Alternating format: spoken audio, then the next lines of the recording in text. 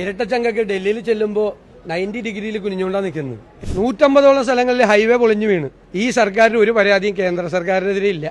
രാഹുൽ ഗാന്ധി നയിക്കുന്ന കോൺഗ്രസ് BJPയുടെ ബി ടീമാണെന്ന് ഇന്ത്യയിൽ പിണറായി വിജയൻ അല്ലാതെ ഒരാളും പറയില്ല. അത് ഈ BJPക്കെതിരായും വർഗീയതയ്ക്കെതിരായും സംഘപരിവാറിനെതിരായും സന്ധിയില്ലാത്ത പോരാട്ടം നടത്തുന്ന നേതാവാണ് രാഹുൽ ഗാന്ധി എന്ന് ആർക്കാണ് ഇന്ത്യയിൽ അറിയാൻ പാടില്ലാത്ത?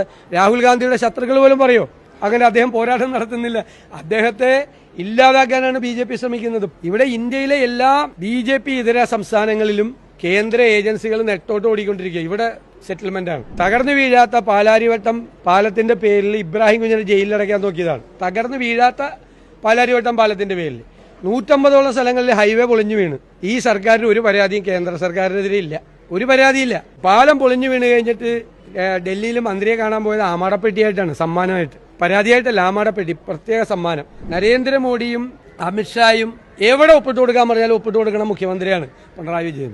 ഇരട്ടച്ചങ്കൊക്കെ ഡൽഹിയിൽ ചെല്ലുമ്പോൾ 90 ഡിഗ്രിയിൽ കുനിഞ്ഞുകൊണ്ടാണ് നിൽക്കുന്നത്. ഇരട്ടച്ചങ്കൊന്നും ഇല്ലാതാവും. മനസ്സിലായില്ല? കോംപ്രമൈസാണ്, അവിഹിതമായ ബാന്ധവമാണ് BJPയുമായിട്ട്.